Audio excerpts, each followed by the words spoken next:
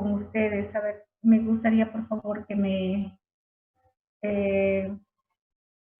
que me digan cuál sería la razón por la cual nosotros tendríamos que estudiar el tema de estreptococos.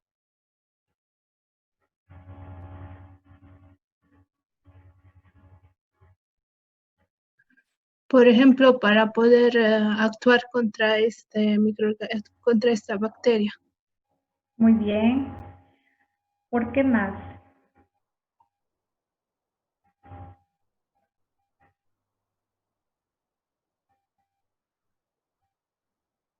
¿Por qué más, Porque lo chicos? encontramos en la boca.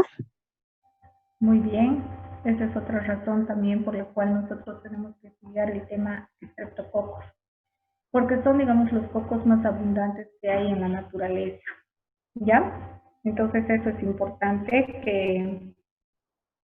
que consideremos.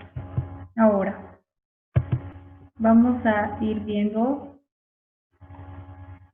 características generales de este género, ¿ya?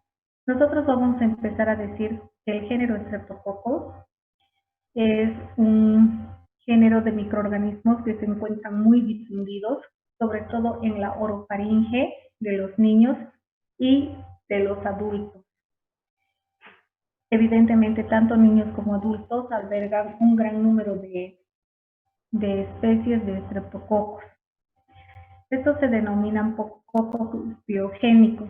¿A qué se atribuye el hecho de que se denominen cocos biogénicos? Se denomina al hecho de que estos gérmenes producen pus. ¿Ya? Entonces, cuando nosotros hablamos de cocos biogénicos, es a ese hecho, ¿sí? Son grandes productores de pus. Además, provocan patologías por los productos que liberan. ¿Se acuerdan? Yo siempre les mencionaba a ustedes y siempre hemos hecho énfasis en patogenia de la infección. ¿Por qué una bacteria es patógena? ¿Por qué se diferencia una bacteria patógena de la que no es patógena? A ver, ¿por qué? Por la información genética que... Exacto, por la información genética que posee. ¿Y qué, digamos, qué atributos tiene que tener para hacerse patógena? El gen de patogenicidad. Genes de patogenicidad. Denme ejemplos, pues, de genes de patogenicidad.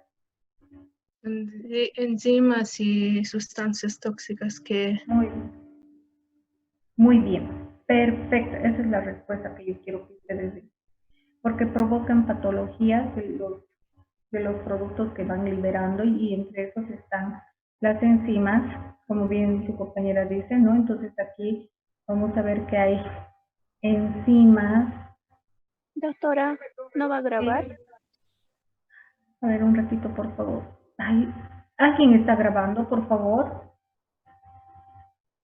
Por favor, ¿hay alguien que está grabando? Hola. Había una compañera de ustedes que me ayudaba a grabar, por favor. Creo Hola, que nadie hola. está grabando, doctora. ¿Perdón? Creo que nadie está grabando, doctora. Ya. Entonces, por favor, te voy a pedir que me ayudes a subir porque yo me he olvidado grabar. Entonces, desde el primer momento, por favor, te pido ese marcado servicio. ¿Quién eres? Ya, Nicolás. Entonces, te estoy encargando a ti, por favor, subímelo a Telegram. Por favor, ¿ya? Entonces, estas bacterias provocan patologías porque producen enzimas y toxinas. Y se consideran también bacterias muy resistentes a la fagocitosis. Ahora díganme, ¿por qué tendrían que ser resistentes a la fagocitosis? ¿Por qué son resistentes a la fagocitosis, chicos?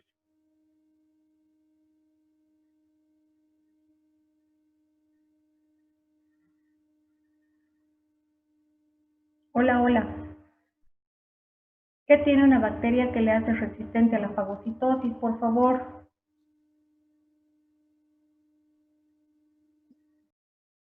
Porque se adhieren entre sí, entre varias. Puede ser porque forman biofilms, una razón. ¿Qué otra razón más?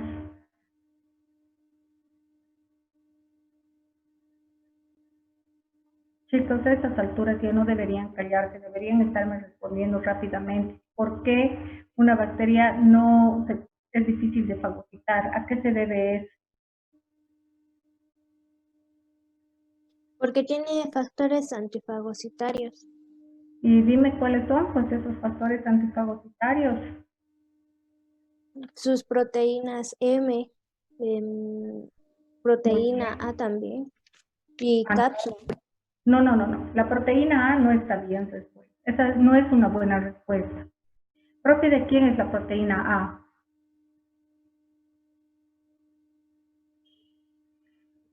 Aquí me parece muy buena la respuesta porque me dice su compañera por la proteína M y la cápsula, y que son las dos respuestas totalmente correctas.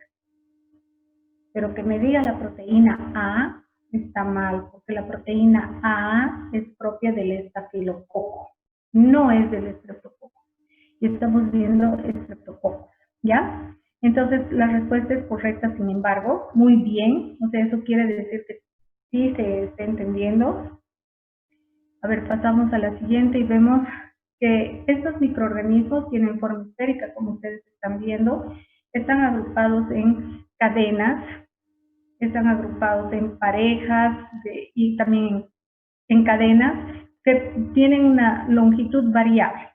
Miren aquí, sin ir lejos. Este coco tiene un componente de 3, ¿no es cierto? Y miren esto, son sumamente largas las cadenas. Además, vamos a decir que cada coco tiene un diámetro aproximado de 0.6 a 1 o 2 micrómetros de diámetro, pero estoy hablando ya como bacteria aquí, ¿no es cierto? Este diámetro de acá.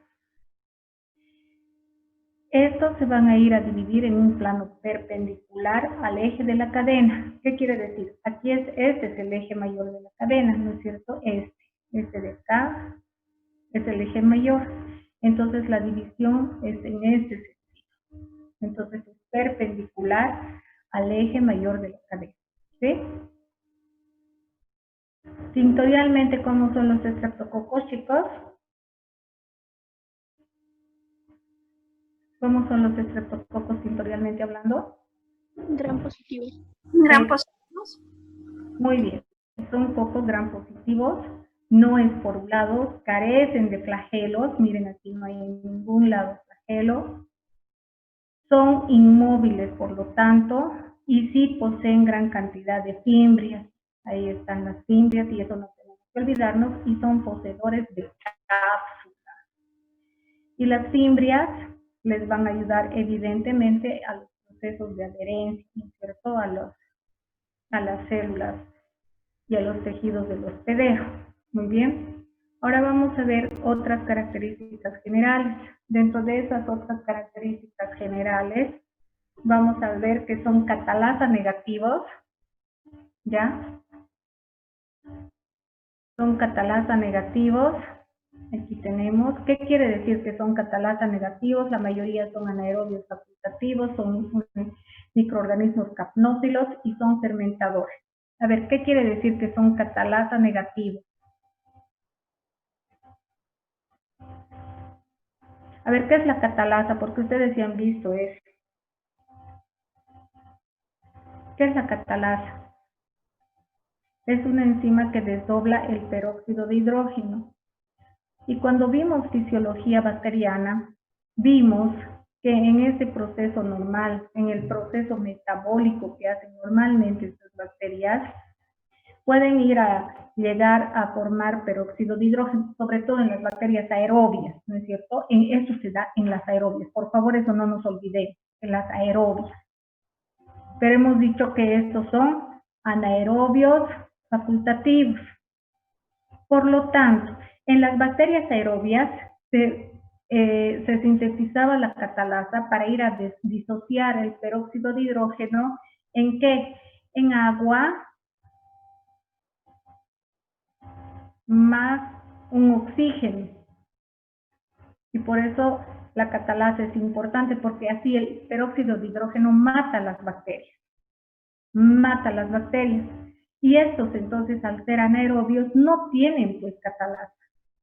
Y aquí está el gran aspecto que nos interesa a nosotros como odontólogos, porque los estreptococos son por lo general agentes etiológicos de la caries dental, y eso avanza y provoca involucra la caries en su avance natural, va a ir a afectar el paquete vasculonervioso del diente, y las bacterias evidentemente van a viajar y van a establecer en el ápice procesos periapicales.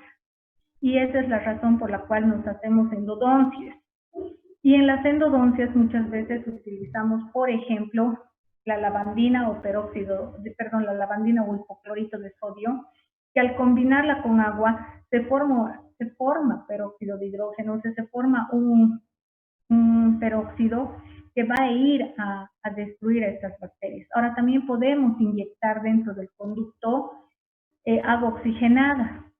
¿Por qué? Porque si estas bacterias son anaerobias, entonces como no van a tener la catalasa y se va a inyectar este peróxido de hidrógeno acá, entonces estas bacterias van a morir, porque al ser anaerobias, estas bacterias no toleran oxígeno.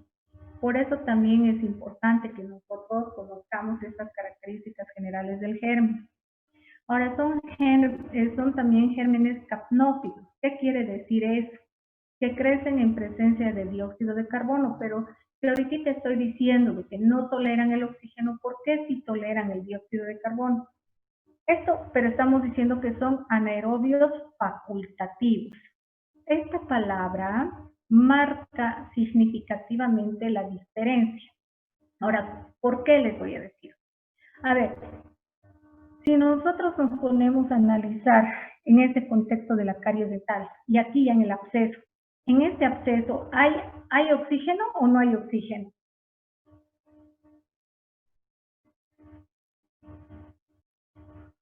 ¿Hay o no hay oxígeno? En el fondo de conducto. No. Aquí, no hay, muy bien, aquí no va a haber oxígeno. Entonces, el hecho de ponerle, por decir, ¿no es cierto?, el peróxido de hidrógeno, si inyectamos acá, al no existir aquí cero oxígeno, ustedes van a matar esas bacterias, ¿ya? Las van a matar con peróxido de hidrógeno. Pero, ¿y por qué sí crecen en presencia de dióxido de carbono? Porque estamos hablando en este momento previo de la formación de la placa bacteriana. Aquí estas bacterias estarán en algún momento en contacto con oxígeno y también van a estar en contacto con dióxido de carbono. Estoy hablando en un contexto diferente. Aquí he hablado en un contexto diferente donde realmente las condiciones de anaerobiosis son totalmente óptimas, mientras aquí que cuando van a recién empezar a formar la placa bacteriana, en un determinado momento estas bacterias van a estar o no van a estar en contacto con el oxígeno. Hola chicos, ¿va a estar o no va a estar en contacto con el oxígeno? Sí, sí van a estar en contacto con el oxígeno. Exacto. Van a estar, entonces sí, pueden inclusive nutrirse de dióxido de carbono. Son bacterias en ese sentido, van a nutrirse como condición medioambiental.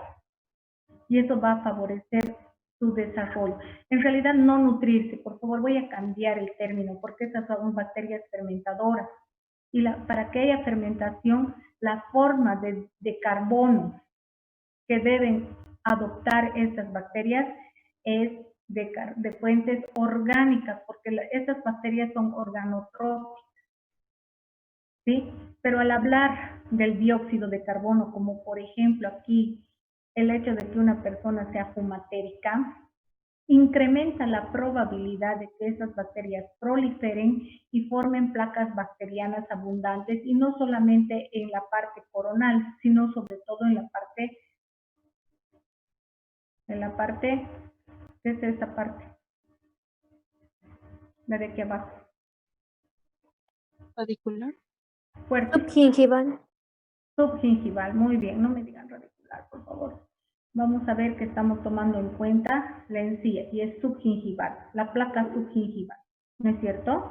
Entonces una cosa es el dióxido de carbono como factor ambiental, pero al ser fermentadoras que necesitan fuentes de carbono orgánico para fermentar y gracias a la liberación de ácidos se produce la carie dental. ¿Sí? Esas son las características fundamentales. Miren cuánto tiempo me he llevado en esta diapositiva. ¿Está claro? Chicos, ¿está claro? Sí, doctora.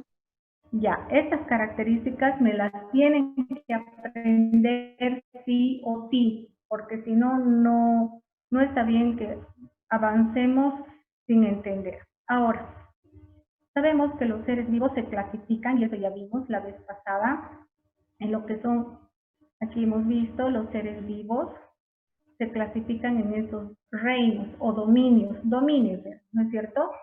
El dominio eucaria, el dominio bacteria y el dominio archaea. Obviamente este tipo de bacterias pertenece al dominio bacteria.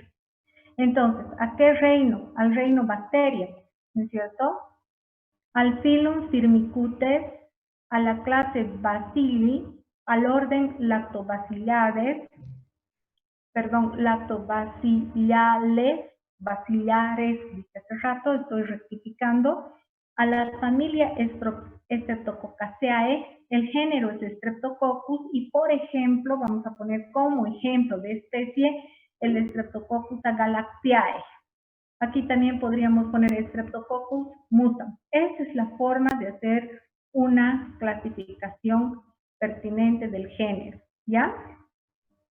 Así deberíamos nosotros referirnos. Fíjense dónde había pertenecido. Al Filum Firmicutes, debería ser a ¿qué clase?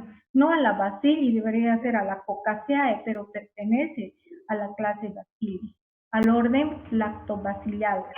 ¿Por qué lactobacillales? Por el producto que liberan, que por lo general es ácido láctico, ¿no? Entonces, miren, ahí estaba.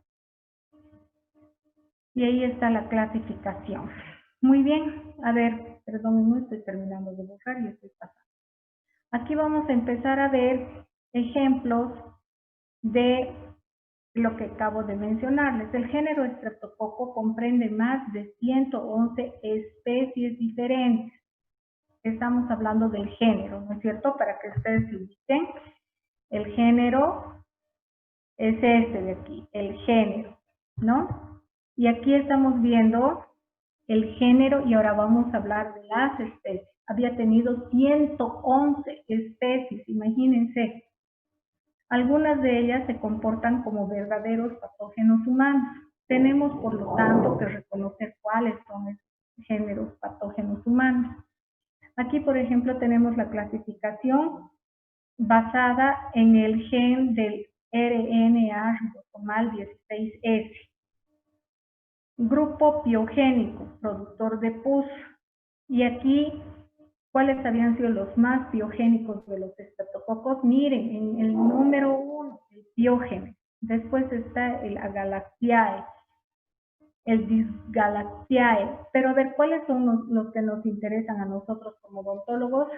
Sobre todo estos, el primero, el Piógenes, le vamos a dar un like. Este sí lo tenemos que dominar, porque sí va a producir enfermedades que tienen repercusión en la cavidad bucal.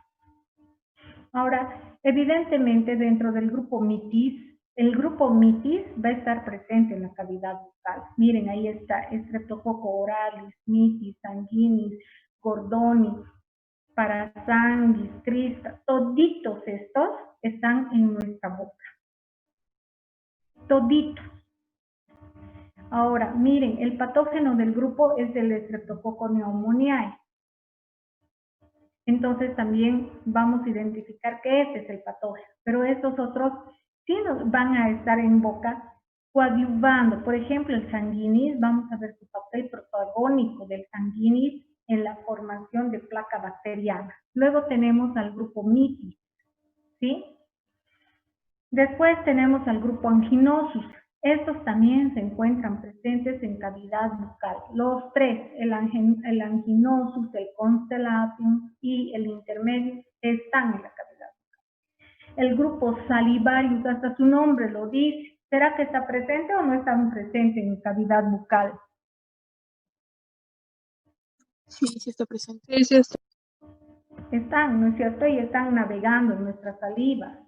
El grupo vestibulares van a estar presentes en los tejidos, vale decir, en el vestíbulo de la cavidad oral o en las caras vestibulares también de los dientes. El grupo bovis. Este grupo bovis sí hay algunos que están presentes en la cavidad bucal, pero sobre todo en la cavidad bucal de quién. Su nombre les tiene que sugerir ya algo.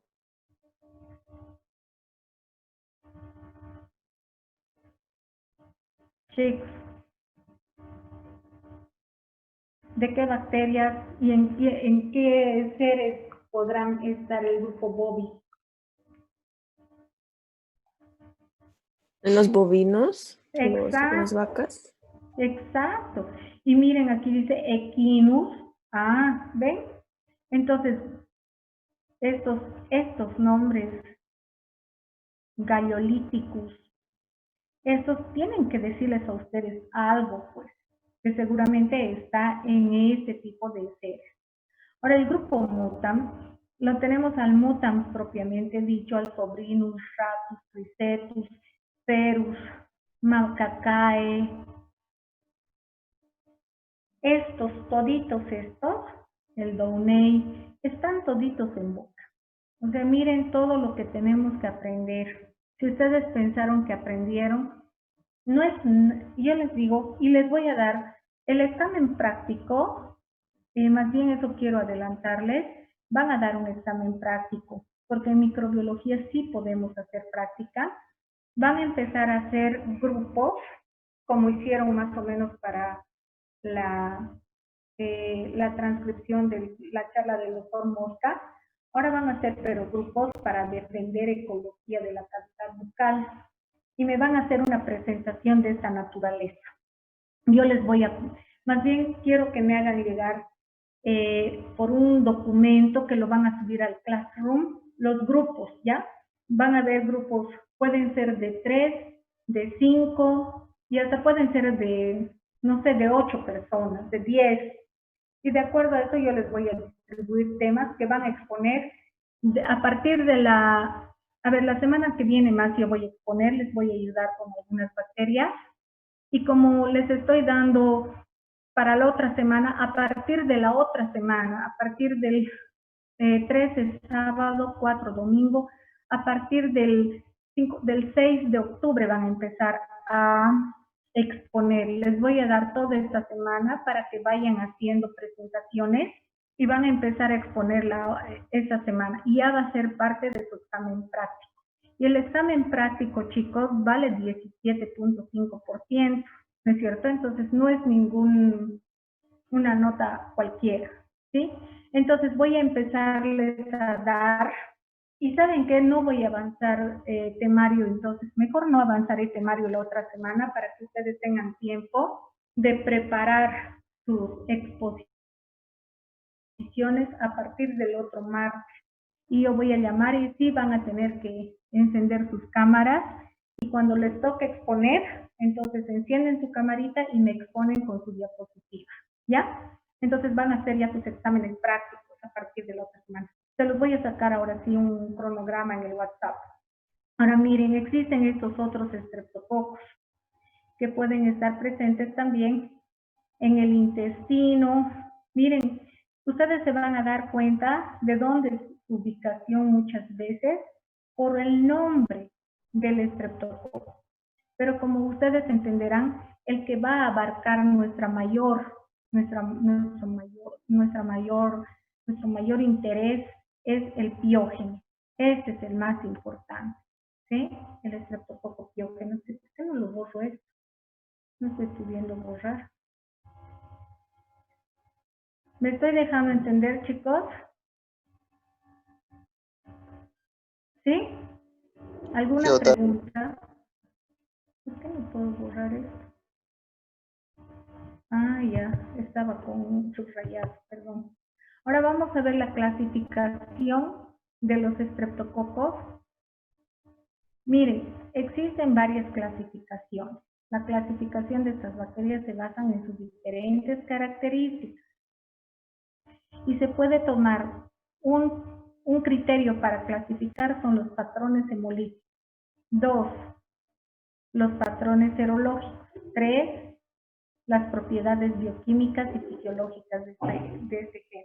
Entonces tenemos para la clasificación de estas bacterias que considerar 3 formas, ¿sí? 3 formas o 3 criterios de clasificación. Hablemos de los patrones hemolíticos. De acuerdo a los patrones hemolíticos, o sea, los estreptococos se van a clasificar en estreptococos beta hemolíticos, estreptococos alfa hemolíticos y gamma hemolíticos, ¿ya? Esto sí o sí tiene que ser una clasificación en placas de agar sangre. Y ustedes por suerte ya saben que es un agar sangre. Es un medio de cultivo al cual se le enriquece con sangre, ¿no es cierto? Cuando hablamos nosotros de una bacteria beta hemolítica, ¿cuándo hablamos de esto? Cuando alrededor de la colonia, entiéndase que esta es la colonia, miren, porque está la bacteria ahí acumulada en una colonia. Cuando alrededor de la colonia existe un halo incoloro, miren, este es un halo incoloro. Este es sangre. Aquí hay sangre, esto es sangre. Pero miren, alrededor de la colonia observamos un halo de destrucción. ¿Y eso qué significa? Que estas bacterias han producido una hemolicina capaz de destruir todos los glóbulos rojos que se encontraban aquí en este diámetro. ¿Sí? En todo este diámetro. Entonces ahí vamos a hablar de que existe una hemólisis total de eritrocitos. ¿Sí? ¿Me he dejado entender? Chicos, ¿cuándo hablamos entonces de estreptococos beta hemolíticos? Chicos, ¿cuándo hablamos de estreptococos beta hemolíticos? Chicos. Cuando hay un halo alrededor de las colonias. ¿Un halo qué? ¿Un halo de qué? Coloro. Un color.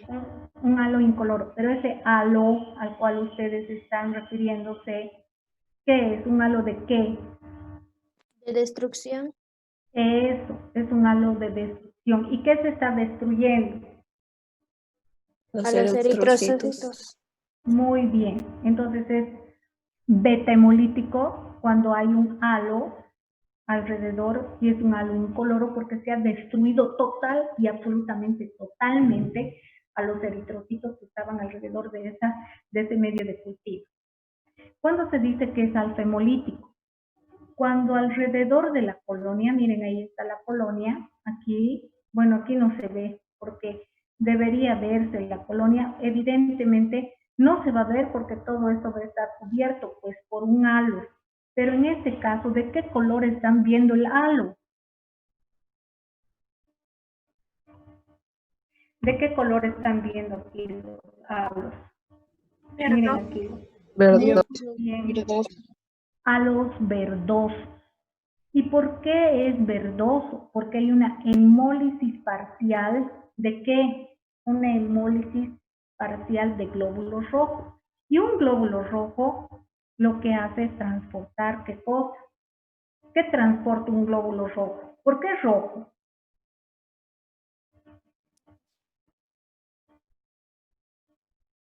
Contiene hierro. Exacto, Y hierro. transporta ¿Y qué más? oxígeno. Oxígeno, hierro. ¿Y qué? O sea, el hierro sueltito o unido a una proteína. ¿Qué se llama esa proteína? Hemoglobina. Exacto. Muy bien, chicos, la hemoglobina.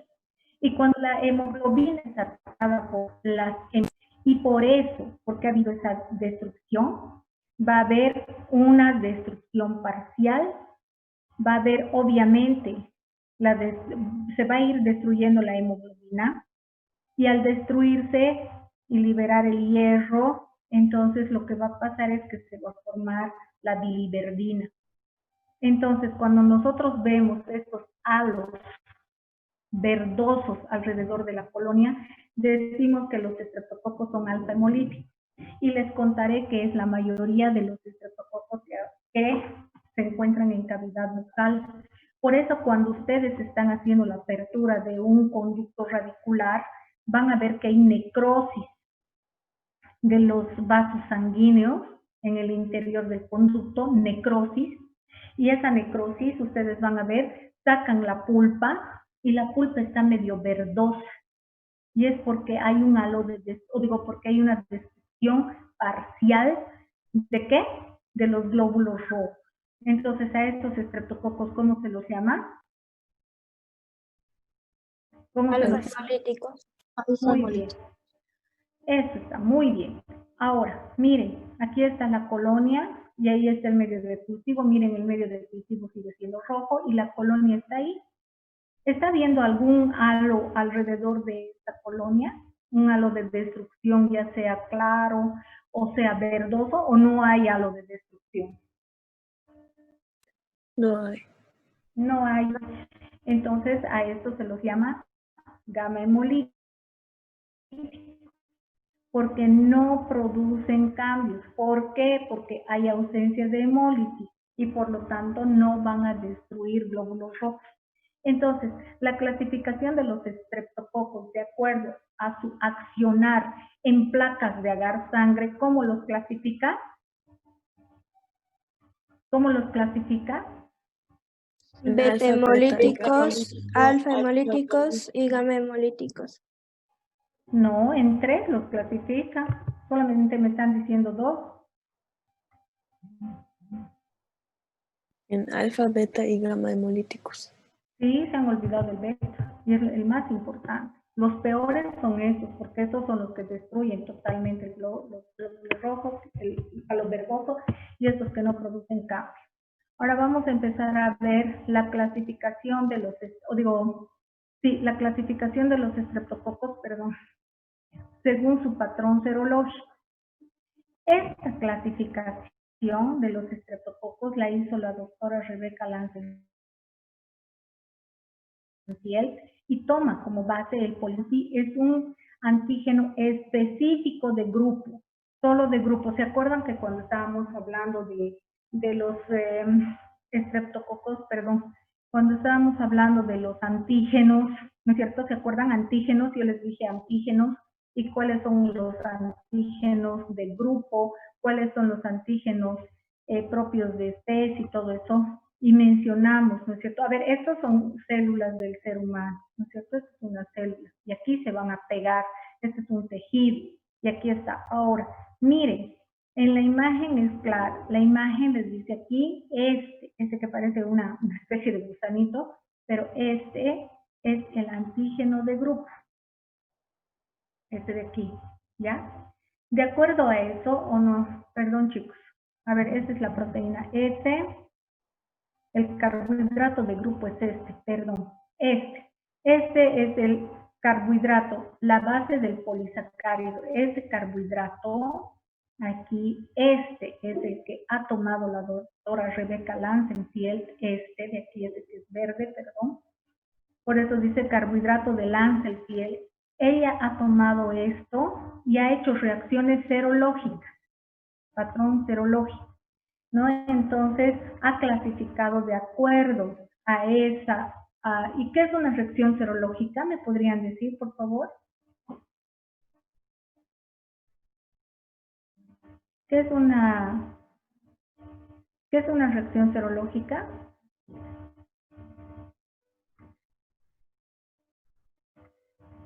Perdón, estamos todavía aquí, ¿no? Sí, todavía quedan 3 minutitos.